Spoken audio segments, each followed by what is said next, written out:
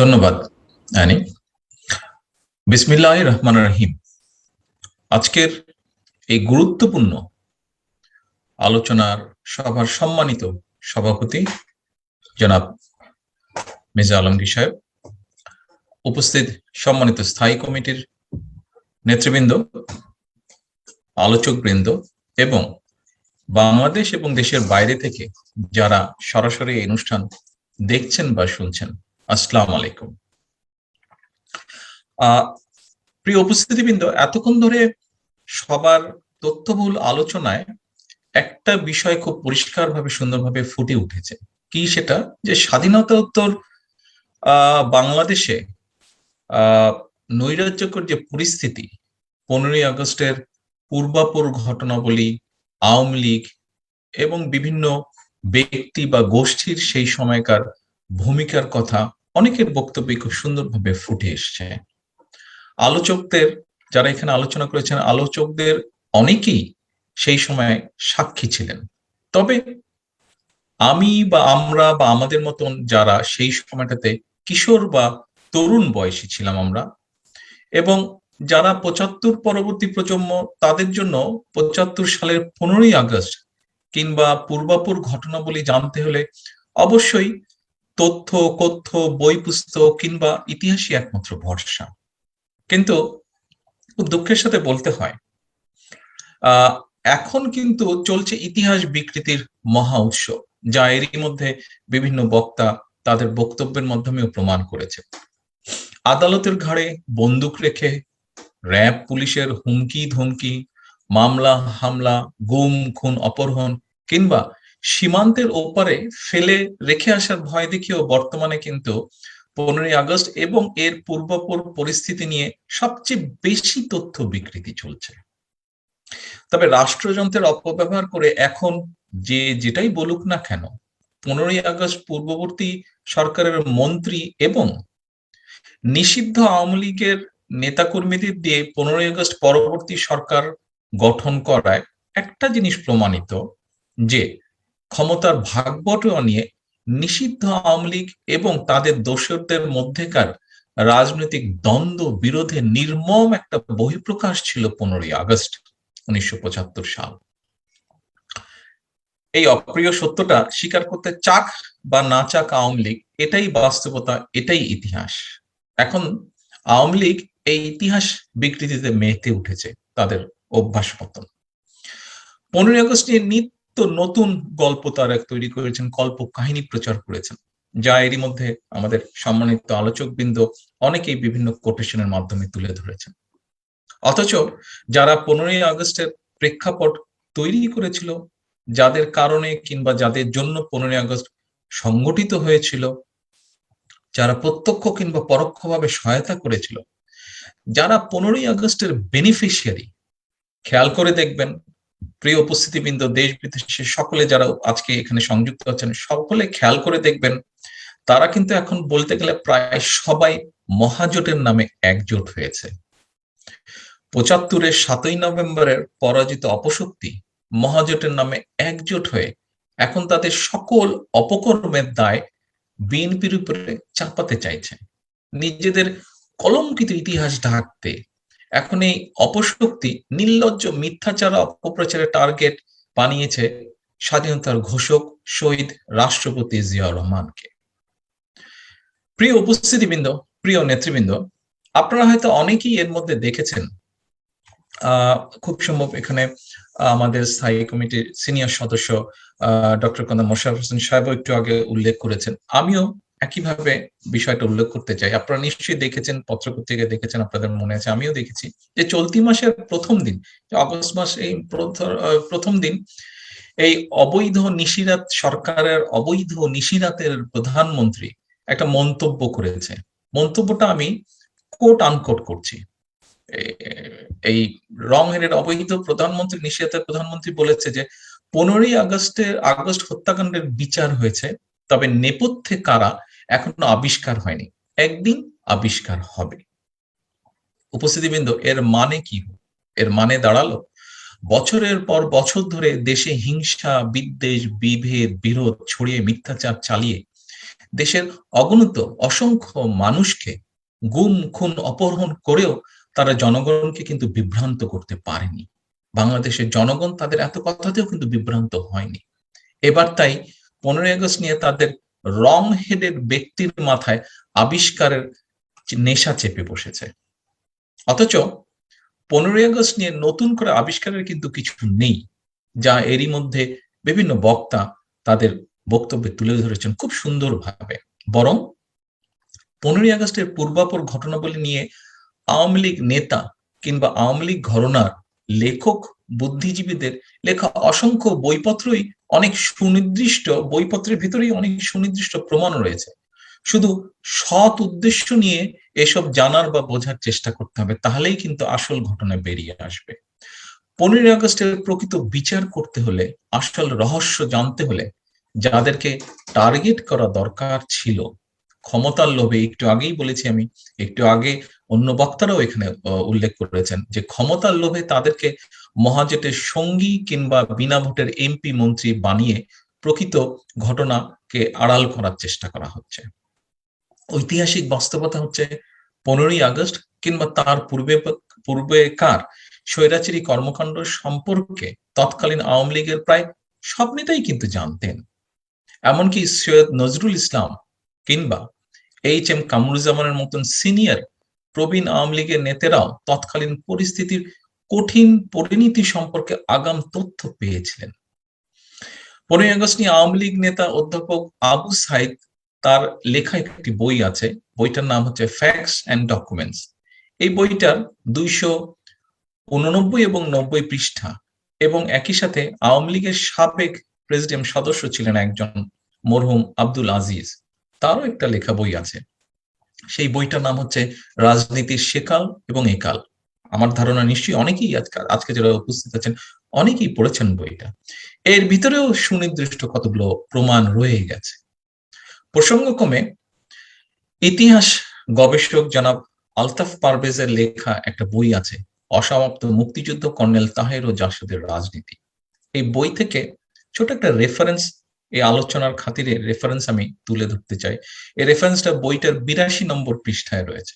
তথ্যটা এরকম: 75 সালের 15ই আগস্টের 10 দিন আগে, খেয়াল করবেন উপস্থিতিবৃন্দ কি লেখা রয়েছে বইটায়, বইটার 82 নম্বর পৃষ্ঠা। বইটার নামটা আমি আবার বলছি, যে আলতাফ পারভেজ সাহেবের লেখা বই, জনাব আলতাফ পারভেজ, অসমাপ্ত মুক্তিযুদ্ধ, কর্নেল তাহের ও জাসদের রাজনীতি। এই বইটার 82 নম্বর পৃষ্ঠাতে লেখা আছে, 75 সালের 15ই আগস্টের 10 দিন আগে বাংলাদেশ সেনাবাহিনীর তৎকালীন deputy chief of staff major general Ziaur Rahman তৎকালীন প্রেসিডেন্টের সঙ্গে সাক্ষাৎ করেছিলেন। অর্থাৎ তৎকালীন প্রেসিডেন্ট বলতে স্বাভাবিকভাবে মরহুম শেখ মুজিবুর রহমান। এ সময় জেনারেল জিয়াউর রহমান বিভিন্ন বিষয় নিয়ে সেনাবাহিনীতে চলমান অসন্তোষের কথা প্রেসিডেন্টকে জানান। এমনকি তিনি সেনা অভ্যুত্থানের সম্ভাবনার ব্যাপারেও প্রেসিডেন্টকে তথ্য দিয়েছিলেন। ঠিক একইভাবে 1975 সালের 29শে August Far Eastern Economic Review পত্রিকাটি ফেমাস পত্রিকা, আপনারা অনেকেই দেখেছেন শুনেছেন না, এই পত্রিকাতেও কিন্তু ঠিক মোটামুটি একই একটা তথ্য প্রকাশ হয়েছিল। তাদের এই ফার ইস্টার্ন ইকোনমিক রিভিউর তথ্যে বলা হয়েছিল, উপসেনা প্রধান জেনারেল জিয়াউর রহমানের দেওয়া তথ্য সম্পর্কে প্রেসিডেন্ট শেখ মুজিব তৎকালীন সেনাপ্রধান শফিউল্লাহর কাছে জানতে চেয়েছিলেন।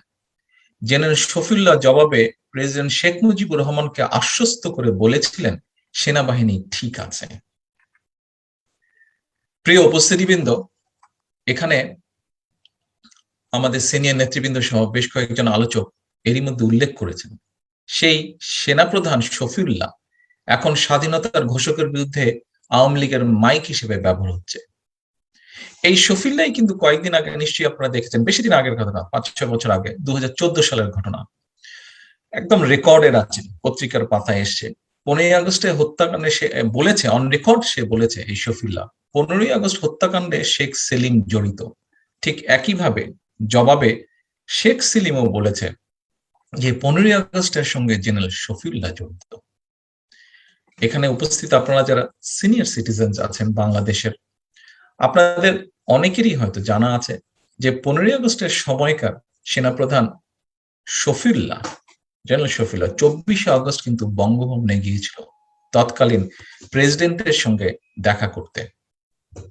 বঙ্গভবনে পৌঁছানোর পরে নবনিযুক্ত ডিফেন্স সেক্রেটারি, সেই সময়কার নবনিযুক্ত ডিফেন্স সেক্রেটারি জেনারেল ওসমানী 15ই আগস্টের ঘটনা প্রসঙ্গে জেনারেল শফিউল্লাহকে বলেছিল, তুমি দেশের জন্য অনেক কিছু করেছো, এখন তোমার সার্ভিস বিদেশে দরকার।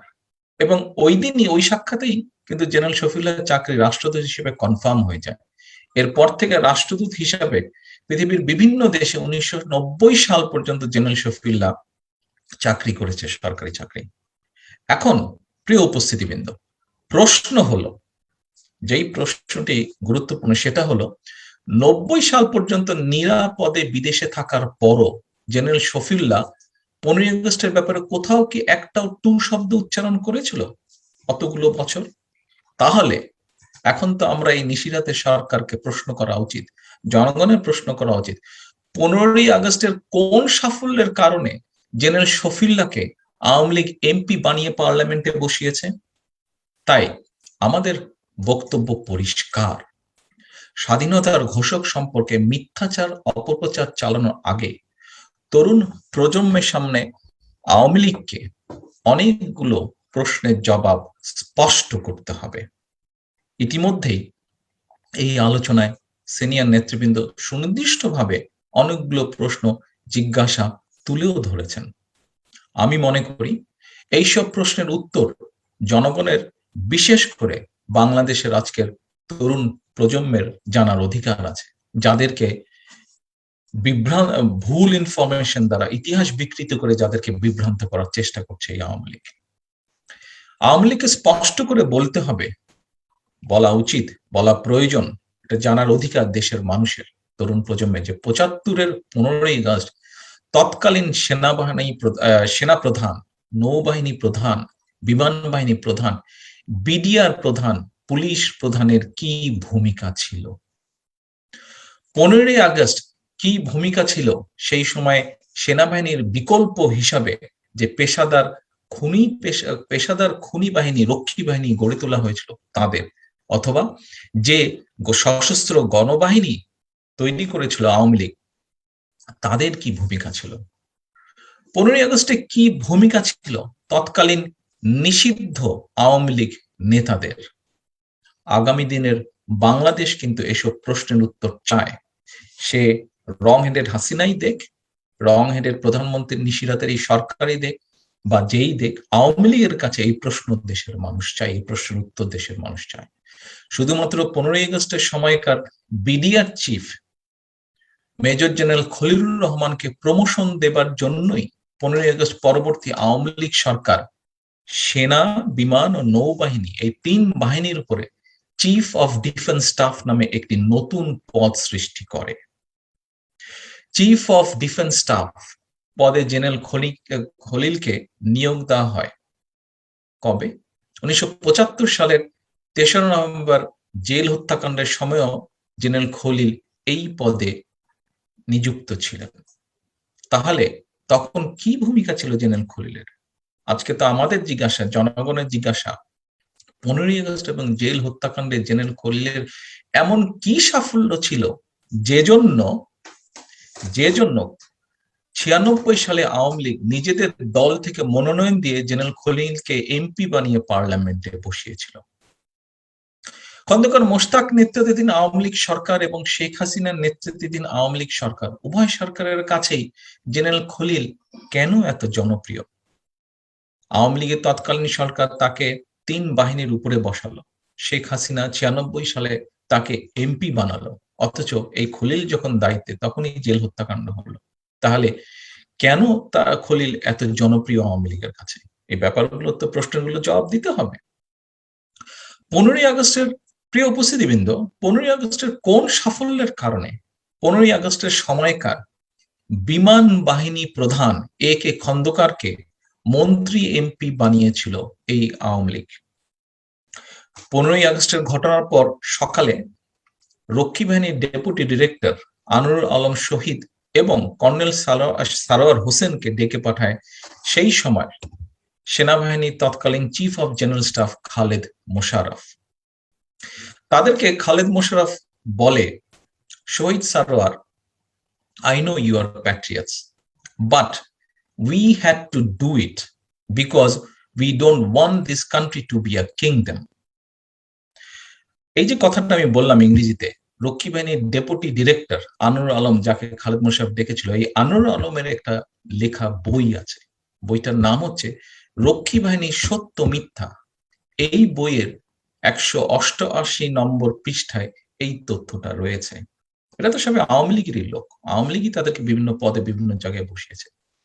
অথচ এই যে খালেদ মোশাররফের সম্পর্কে যেই কথাটা আনোয়ার আলম লিখে গিয়েছে, অথচ সেই খালেদ মোশাররফের ভাই, সেই খালেদ মোশাররফের সন্তানকে আওয়ামী লীগের এমপি মন্ত্রী বানানো হয়েছে। 15ই আগস্টের ঘটনার কয়েক ঘন্টার মধ্যেই স্বেচ্ছায় রেডিও অফিসে গিয়েছিল কর্নেল অবসরপ্রাপ্ত তাহের, তার ভাই গণবাহিনীর কমান্ডার আনোয়ার হোসেন এবং আহসানুল হক ইনু।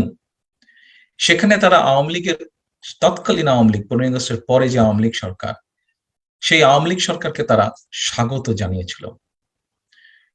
এর দুদিন পর 17ই আগস্ট কর্নেল তাহের বলেছিল, শেখ মুজিবকে কবর দিতে অ্যালাউ করা ঠিক হয়নি, উচিত ছিল লাশটা বঙ্গোপসাগরে ফেলে দেওয়া। এটা কর্নেল তাহেরের উক্তি। 15ই আগস্টের ঘটনার জাসদের গণবাহিনী যে ছিল, সেই গণবাহিনী একটা লিফলেট প্রচার করেছিল 15ই আগস্টের পরে। সেই লিফলেটের একটা স্লোগান ছিল, লিফলেটের স্লোগানটার হেডিং ছিল, খুনি মুজিব খুন হয়েছে, অত্যাচারীর পতন অনিবার্য। এখন প্রশ্ন হলো, তাহলে কি কারণে 2009 সালে হঠাৎ করে আওয়ামী লীগের নেতাকর্মীদের কাছে এই কর্নেল তাহের এত গ্রহণীয় হয়ে উঠলো? নিশ্চয়ই কোনো রহস্য আছে এর ভিতরে। কি কারণে গণবাহিনী নেতা আহসানুল হক ইনুকে বিনা ভোটে এমপি আর আনোয়ার হোসেনকে ভিসি বানিয়েছিল আওয়ামী লীগ? প্রিয় উপস্থিতিবৃন্দ, এখানে উপস্থিত তরুণ প্রজন্মের ভাই ও বোনেরা, আমি এতক্ষণ যাদের নাম, শেষের দিকে যাদের নাম উল্লেখ করলাম, হয়তো আলাদা আলাদা ভাবে এদের প্রত্যেকেরই মন্ত্রী বা এমপি হওয়ার যোগ্যতা আছে, কিন্তু প্রশ্নটা কিন্তু এখানে নয়। তারা এমপি মন্ত্রী হচ্ছে, প্রশ্নটা এখানে নয়। প্রশ্নটা হচ্ছে অন্য জায়গায়, এদেরকে ব্যবহারের উদ্দেশ্য নিয়ে। যারা বাংলাদেশের রাজনীতির নিয়ে রিসার্চ করেন, বাংলাদেশের রাজনীতি অর্থাৎ ইতিহাসের, বাংলাদেশের রাজনীতির ইতিহাসের রাজনীতির ছাত্র, কম বেশি রাজনীতি সম্পর্কে যাদের সম্মুখে একটা ধারণা আছে, কম বেশি আমরা সবাই জানি যে ইনু, তাহের, খালেদ মোশাররফ কোনো হিসাবেই কিন্তু এক জায়গায়, এক প্ল্যাটফর্ম বা এক নৌকায় উঠতে পারে না। তবুও এদের সবাইকে কিন্তু একই নৌকায় ওঠানো হয়েছে। ওঠানোর একমাত্র উদ্দেশ্য, যা এরই ভিতরে আমাদের সিনিয়র নেতৃবৃন্দ খুব সুন্দরভাবে বলেছেন, কথাটা তুলে ধরেছেন, একমাত্র উদ্দেশ্য স্বাধীনতার ঘোষকের বিরুদ্ধে মিথ্যাচার ছড়ানো। কথায় বলে, সব শিয়ালের এক রাত। উপস্থিতিবৃন্দ, বাস্তবতা হচ্ছে বাংলাদেশের স্বাধীনতার ঘোষকের ক্যারিশমেটিক নেতৃত্ব, দেশনেত্রী বেগম খালেদা জিয়ার সম্মোহনী ব্যক্তিত্ব আর বিএনপির জনপ্রিয়তার কাছে আওয়ামী লীগ অসম্ভব রকম অসহায়, অসম্ভব রকম ভাবে অসহায়। স্বাধীনতার ঘোষকের শুদ্ধ ও স্বচ্ছ রাজনীতির আয়নায় জনগণের সামনে ভেসে ওঠে আওয়ামী লীগের কালিমালিপ্ত রাজনীতির কদর্য রূপ। তাই আওয়ামী লীগ নিজেদের কলুষিত রাজনীতির কদর্য যে চেহারা, তাদের যে নোংরা রাজনীতি, এটাকে আড়াল করতে ব্যর্থ হয়ে এখন স্বাধীনতার ঘোষকের ইমেজের নষ্টের চক্রান্তে লিপ্ত হয়েছে। ক্ষমতার লোভে 15ই আগস্টের ঘটনায় প্রত্যক্ষ কিংবা পরোক্ষভাবে যারা জড়িত, তাদের সবার সঙ্গে হাত মিলিয়েছে এই নিশিরাতের অবৈধ, এই নিশিরাতের অবৈধ সরকারের নিশিরাতের অবৈধ রঙের প্রধানমন্ত্রী। প্রিয় উপস্থিতিবৃন্দ, প্রিয় তরুণ প্রজন্মের ভাই বোনেরা, মিথ্যাচার, অপপ্রচার, গুম খুন চালিয়ে হয়তো ক্ষমতা কয়েক মাস বা কয়েক বছর দীর্ঘায়িত করা যায়, কিন্তু সেটি কি রাজনীতির সফলতা? অবশ্যই সেটি একটি রাজনীতির একটি আদর্শ, রাজনৈতিক আদর্শের সফলতা অবশ্যই সেটি নয়।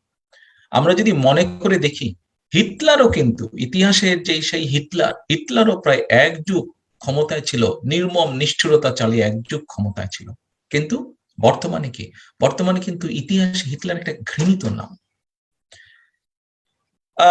উপস্থিতি বৃন্দ, প্রিয় উপস্থিতি বৃন্দ, সম্মানিত নেতৃবৃন্দ, আজকে আমাদের এই আলোচনায় সবাই বক্তব্য রেখেছেন এবং স্বাভাবিকভাবে আজকের ব্যাপারটা এত গুরুত্বপূর্ণ যে স্বাভাবিকভাবে প্রত্যেকের আলোচনায় বক্তব্য একটু লম্বা হয়েছে, অনেকেরই হয়তো ধৈর্যচ্যুতি ঘটেছে। আমি আরো একটু কথা বলতে চাই, আপনাদেরকে অনুরোধ করব আমাকে সামান্য একটু সময় দিবেন। সেটা হচ্ছে যে আরো কিছু কথা বলে আমি শেষ করতে চাই। এই যে মহাজোটের নামে একজোট হওয়া এবং ৭৫-এর ৭ই নভেম্বরের পরাজিত এই যে অপশক্তি তৎপরা সম্পর্কে আমাদের সবাইকে কিন্তু সতর্ক থাকতে হবে। এ ব্যাপারে আমি আপনাদেরকে আগেও আহ্বান করেছিলাম, আপনাদেরকে আমি আগেও অনুরোধ করেছিলাম যে এই যে ৭৫-এর পরাজিত অপশক্তি, ৭ই নভেম্বরের পরাজয়, এদের সম্পর্কে সতর্ক থাকার জন্য। এরা সেনাবাহিনীতে বিরোধ তৈরি করেছে, সেনাবাহিনীতে বিরোধ তৈরি করার চেষ্টা করে, বিরোধ তৈরি করে, সেনাবাহিনীকে দুর্বল করে রাখতে চায়। একই সাথে এরা জাতীয়তাবাদী শক্তিকেও দুর্বল করে রাখতে চায় এবং সেই ষড়যন্ত্রের অংশ হিসাবে এখন তারা 15ই আগস্ট নিয়ে কমিশন তৈরির হাক ডাক শুরু করেছে। প্রিয় উপস্থিতিবৃন্দ, আমি মনে করি কমিশন একটা নয়, কমিশন অনেকগুলো কারণে আরো কমিশন করা প্রয়োজন এবং ইনশাল্লাহ আগামীতে বিএনপি যখন সরকার গঠন করবে, আমরা এই সরকারের পক্ষ থেকে নিরপেক্ষ কমিশন গঠন করব কতগুলো কারণে, কতগুলো ফাইন্ডিংস এর জন্য। আসুন খুব সংক্ষেপে যদি দেখি কেন আরো করা প্রয়োজন, কি কি কারণে করা প্রয়োজন। কমিশন করা প্রয়োজন, স্বাধীনতা-উত্তর বাংলাদেশে বিরোধী দল ও মতের 40,000 মানুষকে কারা কিভাবে হত্যা করেছিল, কিভাবে, কি ছিল রক্ষী বাহিনীর ভূমিকা, রক্ষী বাহিনীর খুনের বিচার বন্ধ করতে কেন ইন্ডিমিনিটি জারি করা হলো। প্রিয় উপস্থিতিবৃন্দ, কমিশন গঠন করা প্রয়োজন ৭৫ সালের নভেম্বরের প্রথম সপ্তাহে সেনাবাহিনীতে কারা অস্থিরতার সৃষ্টি করলো, ক্যান্টনমেন্টের ভিতরে সেনা কর্মকর্তাদেরকে কারা কেন হত্যা করেছিল। প্রিয় উপস্থিতিবৃন্দ, প্রিয় সম্মানিত নেতৃবৃন্দ, পাশাপাশি দেশে আরো একটি সংঘবদ্ধ চক্রকে কমিশন গঠন করে চিহ্নিত করার সময় এসেছে। সংঘবদ্ধ এই চক্রের সদস্যরা মুক্তিযুদ্ধের সময় বয়স, শক্তি, সামর্থ্য থাকা সত্ত্বেও তারা মুক্তিযুদ্ধে যায়নি, অথচ আমরা এখন কি দেখছি?